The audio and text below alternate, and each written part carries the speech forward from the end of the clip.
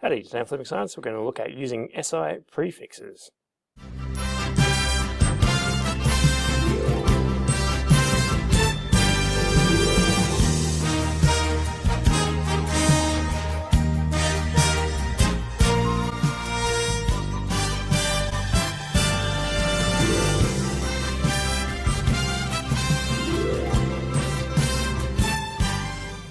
So the science understanding that we're going to cover, we're going to be applying SI prefix conventions to quantities. So we're going to be using this summary conversion table to help us out. It's not going to give us all the answers, but it will help us out a little bit. We're going to mainly be focusing on kind of this end of the spectrum, looking at converting parts per million into parts per billion, but we're also going to focus on using our SI prefixes to answer questions. Big things to remember: if you're going from a smaller unit to a big unit, you divide, and if you're going from a bigger unit to a smaller unit, you multiply. What I mean about smaller or bigger, so a gram, for example, is smaller than a kilogram. So that's what I mean when I'm saying smaller or bigger. So that's what we're going to be using. So we're going to do some examples, and I'm going to use the light board to help me. So the first example I'm going to use is this one here. I'm going to convert 2.5 kilograms into grams. So to help me out, I'm going to be writing what's going to happen. So I'm going from small to big. If I go from small to big, that means I divide. If I go from a big to small unit, then I'm going to multiply. So the first question says I'm converting 2.5 kilograms into grams. So 2.5 kilograms, and I'm going to be converting that into grams. So I need to figure out my conversion factor. I'm starting with a big unit, and I'm going to a small unit. So in that case, I'm going to be multiplying. Right? And I'm going to be using SI prefixes here, and I'll just pause it for a second to explain. So a kilogram, kilo is times 10 to the 3. Gram is times 10 to the 0, they're just grams. So our difference between these two is 1,000. So 10 to the 3 is 1,000. So that's the conversion factor that I'm going to use in answering the question. So there's 1,000 difference between 10 to the 3 and 10 to the 0. So I'm multiplying 2.5 by 1,000, and that's going to give me 2,500 grams, and that's going to be my answer. There's my smiling face. Next example I'm going to do is this conversion down here, where I'm going to convert 320 micrograms into kilograms. So I'm going to write out the question first. I'm changing 320 micrograms into kilograms. I'm just going to make a note that I'm changing a small unit into a large unit. So a microgram is much, much smaller than a kilogram. And if we're going from small to big, then we have to divide. Now I'm going to write out 320 micrograms in grams, and I figured that out using the SI prefixes. So here we have microgram, which is times 10 to the minus 6. So to turn that into grams, I need to move the decimal point 6 places. So I started with 320, so I move it 1, 2, 3, 4, 5, 6 places, and now I've converted the micrograms into grams, and that's a handy unit to have. I'm now going to do our division, which we figured out up here, and I'm going to divide by 1,000. The reason why I divide by 1,000 is because we have 1,000 grams in a kilogram. And I did the calculation offside. We get 3.2 times 10 to the minus 7 kilograms. So where does the 1,000 come from? There are 1,000 grams in a kilogram. So that's the conversion that we had before, but instead of multiplying, this time we're dividing. So another example question says the concentration of lead ions in one sample of wastewater is 4,000 parts per billion. State the concentration of lead ions in parts per million in the wastewater. So we're going to be converting 4,000 parts per billion into parts per million. So I'm converting parts per billion into parts per million. Right?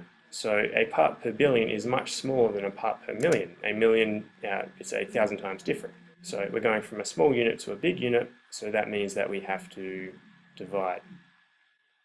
Right?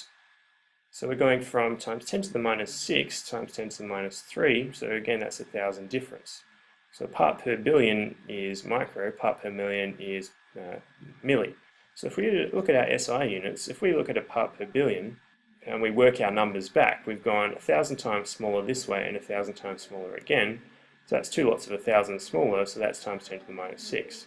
So a part per billion, another way of thinking of that is that is a microgram per litre or a microgram per kilogram. Whereas parts per million is milligrams per litre or milligrams per kilogram. So there's 1,000 difference between these two. So my conversion factor is I'm dividing by 1,000. So now I write down what I have in the question. So we had 4,000 parts per billion in the question. We divide that by 1,000 and we get 4 parts per million. So 4 parts per million is 4,000 parts per billion. Our next question says a person drank a beverage containing ethanol. The concentration of ethanol in the blood after 30 minutes was 10.53 micromoles per litre. convert that concentration into parts per million, and we're given the molar mass of ethanol as 44 grams per mole. So let's write that out. So we've got micromoles per litre, and we need to turn that into, if we look at the question, parts per million. We're starting with micromoles per litre and ask for parts per million. So I'm going to write out what our units are to start with, and then we're going to start doing some conversions.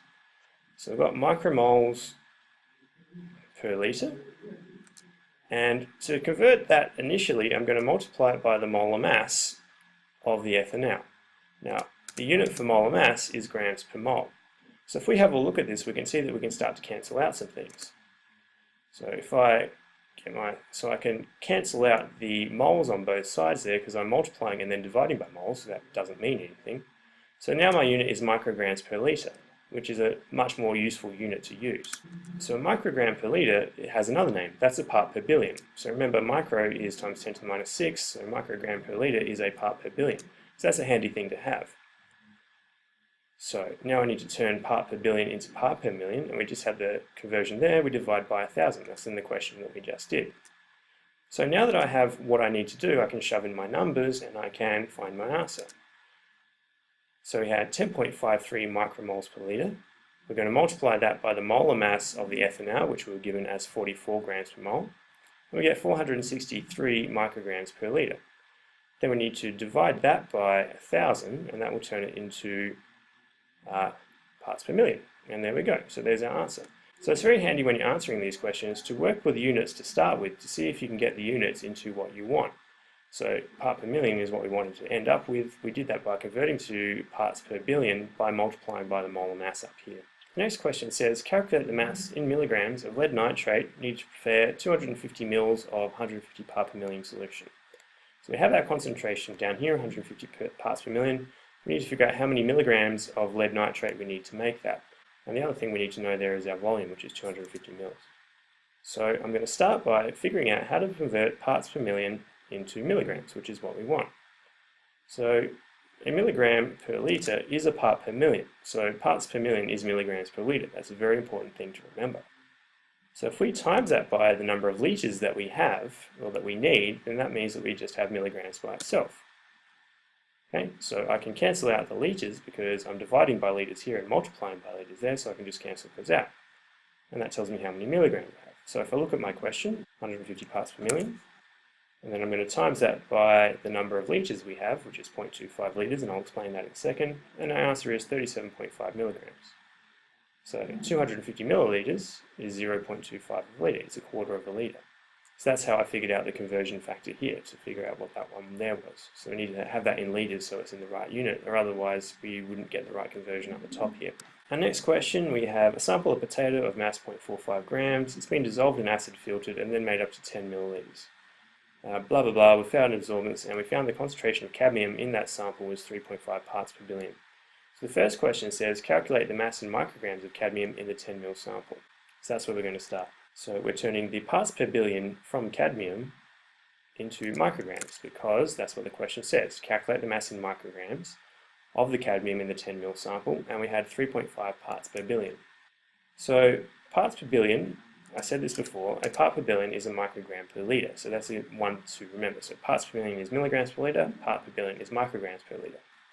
So if we times that by how many litres of solution we have, we will get the number of micrograms that we need. So again, we're dividing by litres here, multiplying by litres there, so they cancel out. So now I write in my numbers. So I had 3.5 parts per billion. If we look back at the question, so 3.5 parts per billion. This is the volume of water, and I'll explain that later. So that's our volume of solution, so our number of litres. I did the calculation offside and I got 0.035 micrograms. So there should be a micrograms here, but I forgot to write it. So where did we get this 0.010? If we look over on our question, there was a 10 ml solution, so we need to convert 10 mils into litres. So 10 mils is 0.010 litres. Last bit says, determine the concentration in parts per billion of cadmium in the sample of potato. So we're going to use parts per billion, and we're going to use our mass of potato that we started with, 0.45 grams up here, to answer this question. So I'm going to write out my units to start with. So I'm starting with parts per billion. A part per billion is a microgram per kilogram, or a microgram per litre. I'm just going to rewrite that again so we can see where the kilograms go. So they go underneath. So we're dividing by the number of kilograms. Now, from my answer before, I had 0.035 parts per billion. So now I'm going to divide that by the number of kilograms of stuff that I have. 0.00045. We had a 0.45 gram sample of potato. And I'll just do the calculation. So we get my answer of 78 part per billion once it's rounded off. Where did the 0.00045 come from? So like I said, we had 0.45 of a gram. So 0.45 grams, if we turn that into kilograms, because our unit here, we needed to have it in kilograms down the bottom. So we're going from a small unit to a large unit. A gram is smaller than a kilogram. And if we do that, we have to divide. And the factor of going from gram to kilogram, so 10 to the 0, so 10 to the 0 to 10 to the 3, so it's 1,000. So we have to divide by 1,000. So 0.45 divided by 1,000, that gives us 0.00045. And there we go. And that's how we calculate our answer. So today on Flippin Science, we did some example questions where we looked at doing unit conversions, mainly involving parts per million and parts per billion. So that's it for Flippin Science today. See ya.